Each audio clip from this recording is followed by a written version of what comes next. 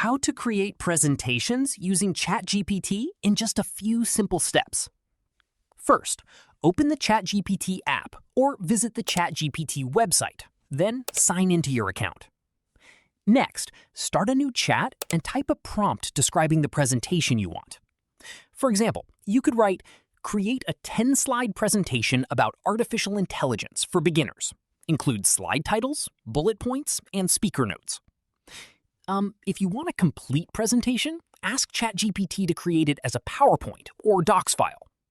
You can also ask it to make the presentation shorter, longer, more professional, or tailored to students, business meetings, or any audience.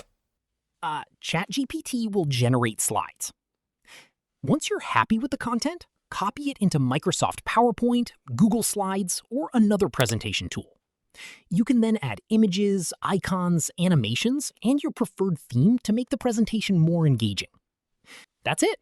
You've successfully created a presentation using ChatGPT. If this tutorial helped, don't forget to like this video and subscribe for more ChatGPT tips, AI productivity tutorials, and easy tech guides.